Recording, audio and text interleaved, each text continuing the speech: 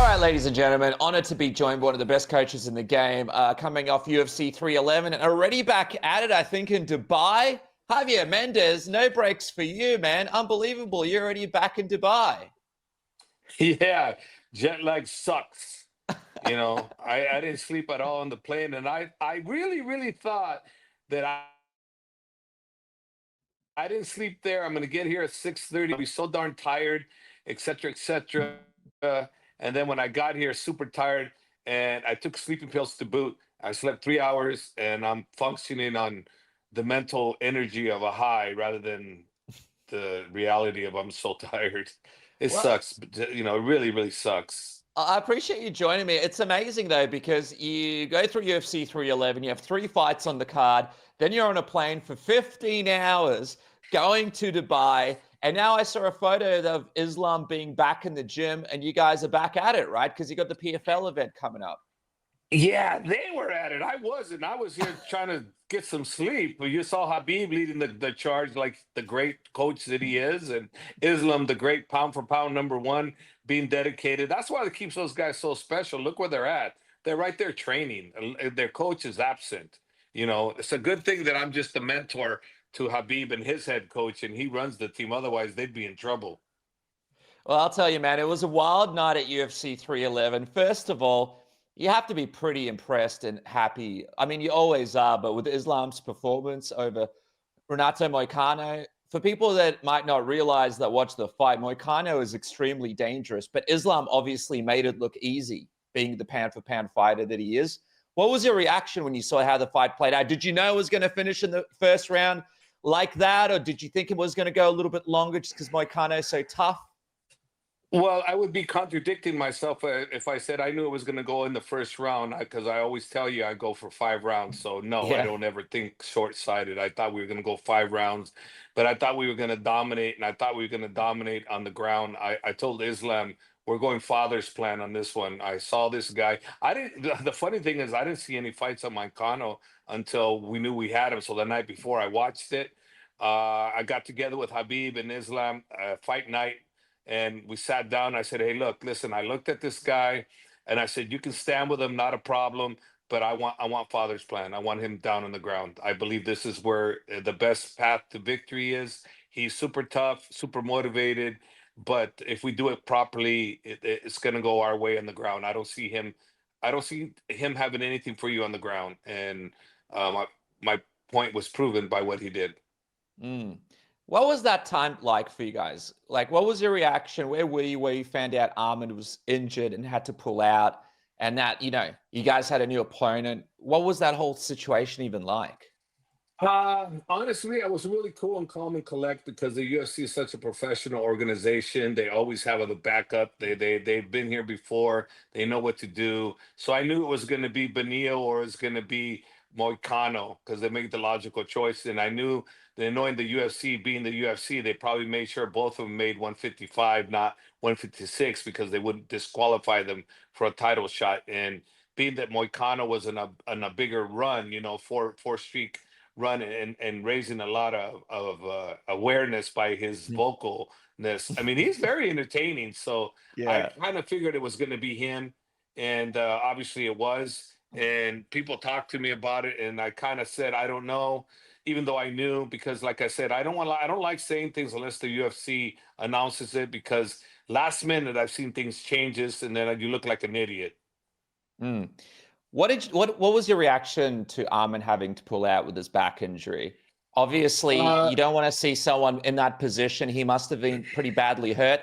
But from your perspective, you, Islam, the team, you guys have been preparing for this guy. This is the guy you've spent this whole training camp focused on. So there must be some disappointment as well, and a bit of shock even. No, not disappointment on the opponent change. We don't care. Islam will fight anybody. He doesn't care. You hear his interviews. Our guys are like this. When we're the champion, our attitude is, I don't care who you fight that day. We don't care.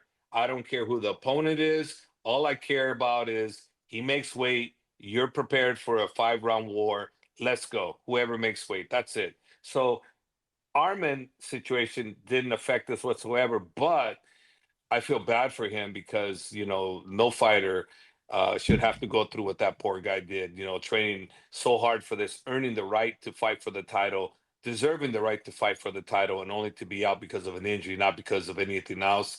I feel bad for him because it just reminded me of me when that happened to Khabib. Same thing as Mm. him. So I just say I wish him a quick, speedy recovery, and I hope he doesn't have to, you know, take another fight before he gets a title shot. I hope that the UFC, you know, gives them that opportunity. But hey, that's their job.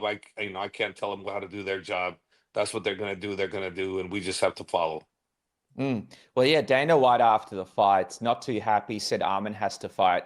He's not getting the title shot. It looks like Dana's not very happy with him.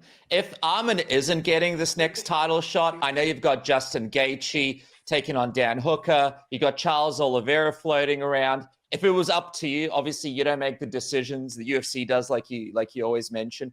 Who would you like to see Islam fight next? Just engage it because he hasn't fought him. So so you think Gaethje's going to beat Dan Hooker? I'm pulling for him. I'm not pulling for Dan Hooker. I'm not going to pull for a guy that's always against us. No way. And Justin Gage is a cool ass dude. And actually, I'll tell you this: Dan Hooker, as of recently, I'm enjoying his talks too and his fighting. Now he's a stud, but he hates us, so I'm against him. I think I don't think he hates you, man. I think he respects you a lot. I think his team I, definitely respects you. But let me ask you this. why is my face keep screwing up? I can't do this right. I go that way. You're doing a great job. You're doing a great Why job. my face keeps going? I feel like You have a my great. face is there. It's very attractive, Javier. You look great. Let me ask you this.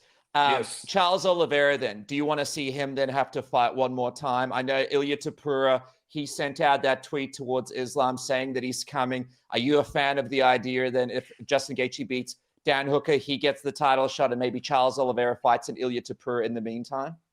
That would be great. Ilia Topuria, I enjoy that guy. He's fun to watch. He's must-watch TV. I like what he's doing. I like I like the stuff he says. I'm a fan.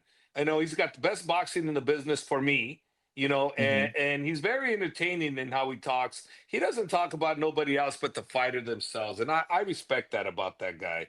Nothing Mm. but pure respect, you know. And I like guys that do that, like a Michael Chandler. I like what he does too. He gets on that mic, he throws a great, you know, throws a great performance on the mic, and therefore he gets opportunities. And this is a great fighter. So I like people that do that. They cause interest, you know, and they create a narrative where you want to see them fight. So that's why they get those opportunities. So I like guys like that. So Tapura, I'm a fan. I mean, obviously, if we end up having to fight him, that goes away during that fight. But after the fight, I'm still a fan. How soon do you think Islam could be back in there? Obviously, you guys have Ramadan coming up, but he's pretty healthy, right? He's looking good. He's back in the gym.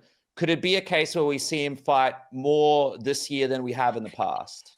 It's possible. It's up to Islam, whatever he wants in the UFC, whatever they offer him. But it's possible. Yes, 100%. I mean, oh my God, he looks so good in camp. I told him, you've never looked this good ever.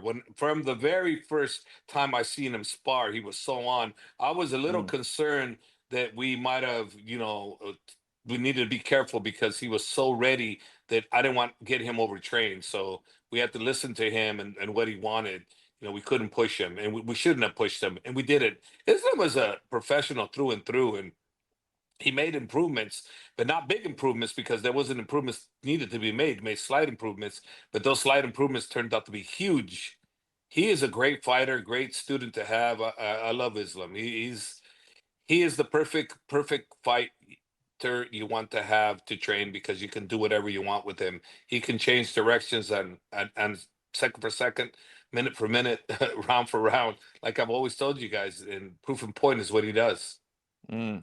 I was talking to Laura Sanko after the fight. Sorry, you got half the face. I I was told talking to you. Laura Sanko after the fight. She did the post show with me. She feels like from some of the comments from Islam throughout the week, that might be the door maybe is slightly open to him going to 170. Obviously, like you guys don't want to fight Bilal. So it just depends what happens with Bilal in his next fight and where he goes after that. But what chance do you think we have of potentially Islam fighting at 170 next? Or do you think it's definitely going to be 155? No, it all depends. Let's see what happens if Shavkat can get Bilal, which I'm not pulling for Shavkat, but if he does, but Shavkat's a great fighter, man.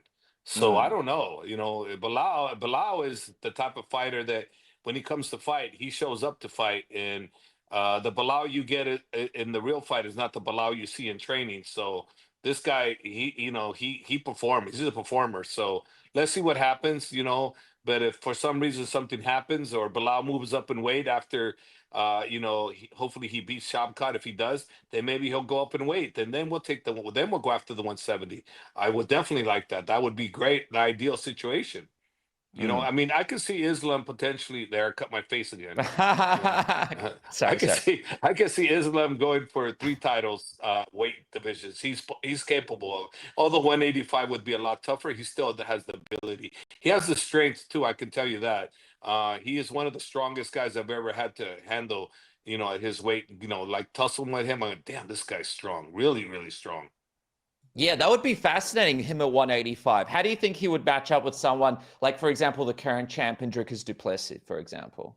Fantastic. He would go fantastic. I've seen him go with heavyweights in the gym that are really good, and he's whooping on them. So, I mean, and I don't like it because when he's going with heavyweights, I go, "What are you doing with heavyweights? You shouldn't be going with heavyweights." It was in Dagestan, and I said, "Hey," he goes, "No, coach, it's okay." I go, "No, it's not okay because if those guys land one good shot on you, it can change everything."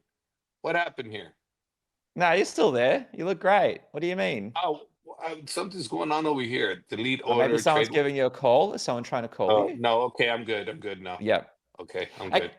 okay, so 3 titles, potentially. Oh, sorry, There's my there's your face again. face.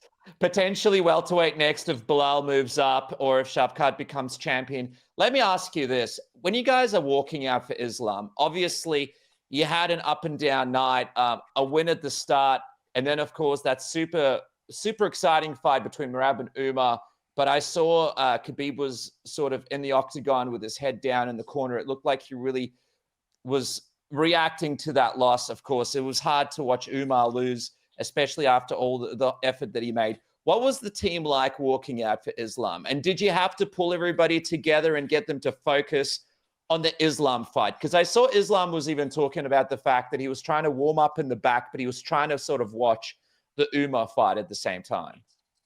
It was not a good moment for all of us. I was myself still, even now, I'm still like down a little bit because, someone I love so much Mm. broke his hand and couldn't perform the way I knew he could. So it was tough. It was really tough. I mean, if you know Umar, you've been around Umar like I have. I love him so much. He's such a beautiful kid.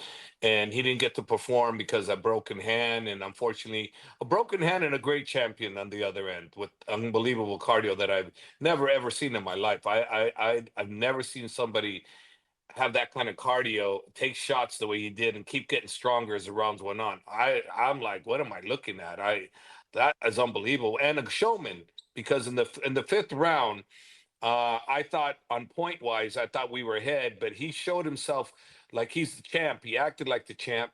And while Umar was the person that was struggling even just to get up, even though the point damage was done more by him, but Merab did what he needed to do, the showman. So I think he swayed the judges, and that got people to go on his favor. And I think that's what you got to deal with. You have an individual that knows how to steal the rounds, and I believe that's what he did.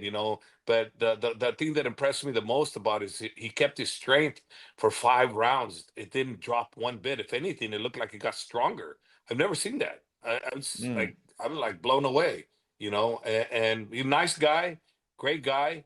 But I mean, have you seen that? Let's be honest. I've never seen that. I mean, the guy was beating GSP's record for a reason, right? It might be one of the craziest cardio pressure styles. I was talking to a couple of people about it that we've ever seen. I wonder, when you guys are going into this fight, we hear all the rumors of Umar dealing with injury. It's not the greatest camp. And of course, Merab had a lot of injuries going in here as well. But now that the fight is all said and done, how hard was this camp for Umar dealing with that arm injury and maybe some of the adversity from that, trying to get ready for this one? Okay, I don't understand about this arm injury because when I was with I'm sorry for that thing. Let me change it. So I don't That's understand okay. I don't understand the injury factor going into that because he wasn't he didn't show me any injury. He never complained about his arm being injured. So I don't want to think there's any issue with that. We did have to get him ready to go in shape 5 rounds. That was not an easy challenge because it was a short notice. He's not a 5 round guy, and so that was difficult. But at the very end of the day, he was perfect. We had a perfect fighter ready to go. But the problem, this is the problem, okay? He Hmm. broke his hand in the first round. He tried to go for takedowns, and I was wondering, why is he going for takedowns? He shouldn't be trying for takedowns. I didn't want, because it takes a lot of energy, because I knew that we had energizing Bunny on the other side, and the more energy we wasted, especially when you can't take him down easy, I was thinking, what the hell? So now I realize why he tried to take him down, because he broke his freaking hand. And I'm Mm. like, so I told him after the first round, no more takedowns, no more takedowns. I whispered in his ear, no more takedowns, don't do it. You know, but if he'd have told me he broke his hand, I would have changed the game plan. Habib and I would have changed the game plan completely around, because Habib's a great corner. He's one of the great ones, and that I've encountered cornering with. So we would have changed the game plan, but we weren't told. Umar didn't tell us. That just shows you what Wait, so kind he of didn't tell you warrior he guys that he is. broke his hand during the No, during the fight? What do you he would mean? have No? changed the plan. No, we would have changed the plan had he told us that. Why would we do what we did, having him throw that broken hand if we knew he broke his hand? That'd be stupid. I would have had him kick more, keep the distance, keep him at a distance, keep kicking because he's a great kicker. But no, the game plan was to stay inside and pick him apart. And I was wondering what the hell, and he kept putting his head down. He kept putting his head down more than often, and I'm like, what the hell? I go, okay, Merab must be that much tougher. And yeah, he is that tough. But I didn't know that Umar broke his hand. He didn't tell us. It's one thing if he So, would have told us, we would have changed the game plan, but he didn't. so when did you find out that his hand was broken? At the very end, when I was at the hotel and he's walking Oh in, you no, know, you're kidding. yeah, no, no, I'm not kidding. What I did you found out at say the to him? Did very you end. ask him why he never said anything to you guys? No, no, he was. I mean, he was He was sad. pretty, And yeah. yeah. Let me tell you something. The other time I was this devastated is when Cain Velasquez lost to Fabricio Werdum in Mexico. I was Oh, devastated. I was gutted. This was the second worst gut for me. I was gutted on this one too. So nervous? No, no. I don't get nervous anymore. But I was gutted because I love him so much, and knowing that he couldn't perform the way I wanted him to, I felt bad. And then now when I found out he broke his hand, I felt worse, you know, mm. because I'm like, what the hell? But that's what life, that's what happens, right? It's interesting as well because with a broken hand, he still put in a hell of a performance and it was still a very close fight. There was a moment in the fight when you're in the corner and Khabib's telling him stuff, and then you're whispering into his ear something along the lines of, like, this is where the mental game comes Yes, in. This is yes, where the yes, mental game. yes, Take me into yes, that yes. moment because you've been Well, you're one of the most experienced coaches out there. You've been in all the biggest fights. I think it was interesting for me to see that because I felt like that was needed in that moment. yes, the reason why I told him this is the mental, because I needed him to rise above, and this is, we've been working through the whole camp about that, because I thought it was going to come down to that cardio, and because of the great cardio that Merab has, so I told him, I need you to show like a champ all the time, be a champ, be a champ. So when I got to get in the cage with him after, I was telling him, raise your hand, raise your hand, raise your hand. But I think, with the hand broken and everything, I don't think you could tell he wasn't walking around like a champ. Look at Merab.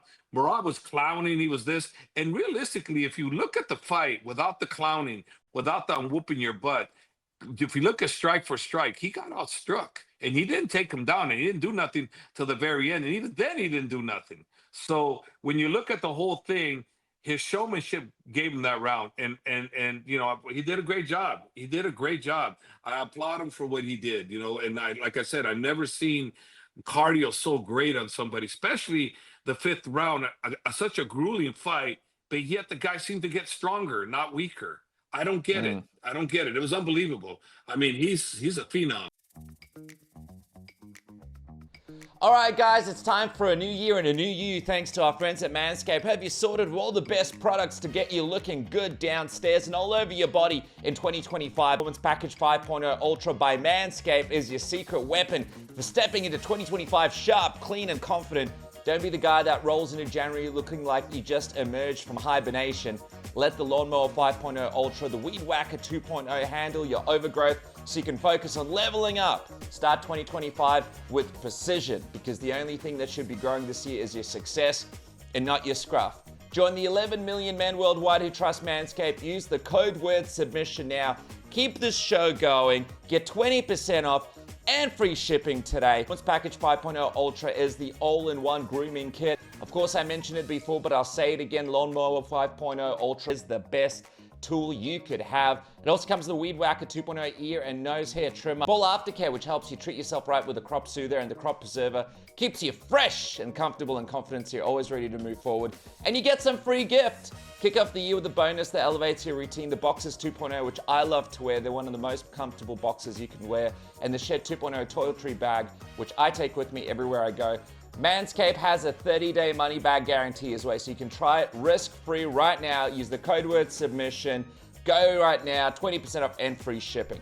And I just want to talk to you guys about SAILY as well. SAILY is an unbelievable app that's going to change the game forever when it comes to travel, and you want to be covered with your phone. Forget lining up at airports and having to get a new SIM, taking your SIM out, keeping it in a little baggie, making sure you don't lose it. Forget all of that. SAILY has you sorted. All you got to do is download the app, choose the amount that you want to spend, what country you want to go to, and boom, like that, you are sorted. I just went to New Zealand. I was absolutely covered. I didn't want to spend the $10 or $20 or $30 a day that I was going to have to spend because of my provider. I put in an amount. It had me covered the entire time, and I even still have data left over because it was so smooth and easy. One of the things I love about SAILY as well that you may not realize is it actually comes with an ad blocker. So if you are watching videos or doing stuff on the internet, why waste your data on ads? The ad blocker has you sorted, and it comes with web protection as well. You know, malware on your device is the last thing you need on your travels, and SAILY gets you sorted and protected too. So why not jump on right now, use the code word submission, get 15% off. All you gotta do is download the app, choose your destination, where you wanna go, the amount of money you wanna spend, activate it on your phone without having to take out your SIM card, without having to line up at airports, without having to re-sign different documents. SAILY has you sorted, whether you need a little bit of data or a lot of data, whatever your plan is, SAILY has you covered wherever you go in the world. Go on right now, check out the app. It's the most seamless and easiest process when it comes to travel eSIMs that you can experience. Use the code word submission, 15% off. Jump on right now. What are you waiting for? Grab your SAILY today. If you're traveling tomorrow, next month, get it sorted today. Use the code word submission while it's still active. It's 15% off. SAILY.com/submission gets you sorted. Try it today, whether it's a lot of data, small amount of data. SAILY has you sorted. Easy, seamless, highly recommended. Now back to the program. Point in the fight as well with the someone from the commission tried to drag him off the cage and almost dropped him on his head. I don't know if you saw. The commission in California is wild. Yeah, he was up on top celebrating, and he tried to like yank him down off the top of the cage. Let me ask you this. Obviously, you guys are disappointed. For Umar, though, even though he's so experienced and undefeated, he is still relatively young. Are there any silver linings you can sort of take away from this experience for him? I mean, we've seen a lot of great fighters lose and come back even stronger because they got to experience that side of it, something he's never experienced before. Yeah, this is something he's never experienced, and let's be honest. Who's given Merab any kind of a test in the last 4 or 5 fights? Who? No one. No one. He did ragdolled everybody. He didn't ragdoll Umar one bit. He got Umar tired. He played showboat. He did great on that, but he got pieced up a little bit with the guy with the broken hand first 2 rounds. The 3rd round was closer, which they might have edged it out.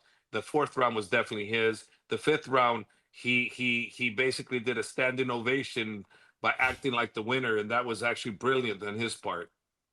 Yeah. Let me ask you this then. Sorry, half a face. Let me go full screen.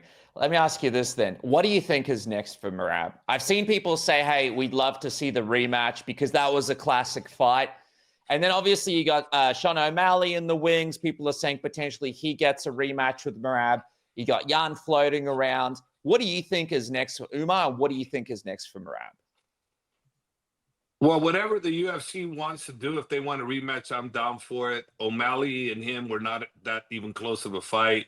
I think Peter Yan, if you're talking to me as who deserves it, I say Peter Yan, based on his performance. His last performance was fantastic.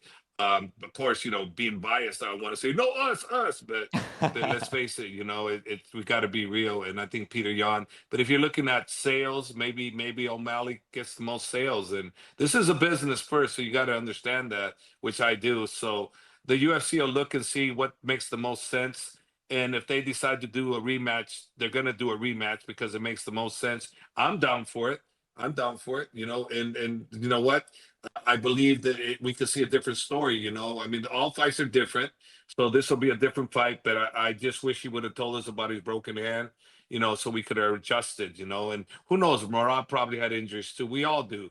But I'm just saying we weren't aware that Umar had broken his hand till at the end. Imagine Jan gets the shot. You might even be able to do O'Malley Umar, which would be a huge fight as well. Regardless, I want to congratulate you because you guys had a great night in the office. Umar obviously put on, even though he lost, I feel like he won a lot of new fans in that fight because it was such a classic. And of course, the other two wins, Islam and earlier on in the card as well. It was a classic card. Now you're back in there. What is your plan? Are the boys trying to get you back in the gym already? Are they going to let Javier Mendez have a little break? What is going on? No. We have Usman this Saturday at the Coca-Cola Arena against Paul Hughes. So they gave me a break this morning. Habib was already like a trooper. He was already there at NOS with all the guys, and I saw Islam already there lining up. So that's what kind of group I have. They're loyal, dedicated, they're hard workers. Islam was there lining up with the team. He just fought, and there he is right there, a teammate. There was 20-something of these guys at the NOS training center with the Prince here in Dubai, his beautiful training center. So that's what we have. We have these guys that are totally, supporting each other, and they were there like troopers. They weren't, I'm taking 2 months off. No, they're in the gym all the time. This is their brotherhood. And so what's next is Usman. After that, then I'm going to take some time off because I only have 3 guys I'm responsible for. It's Usman, Umar, and Islam. And after that, anybody else comes in, but it's only during their camps. But after that, I'm going to try to get some business. My Javier's Choice Tuna. I have some other projects that I'm working on, vitamins, et cetera, et cetera. Let's see what I can do. I'm not a businessman yet, but I'm trying, and it's not easy. But if you attack business like you do coaching and you never give up, no matter how many ups and downs, anybody can achieve what they want as long as they keep sticking to the grind, and never give up. And that's my attitude. That's what made me a world champion, and that's actually what's going to make me a very successful businessman at some point. Right now, no. Right now, I'm a rookie. Well, Ryan, let me tell you something. So far, we're just in January, and I think business is up. You're already having a crazy year. Guys, Javier Mendez, make sure to follow him on social media. Check out the businesses. Let me know when things are coming up, and I'll share them through the channel. And Javier, I want to congratulate you. Best of luck this weekend with Usman. We'll be watching. Thank you. Thank you for having me on.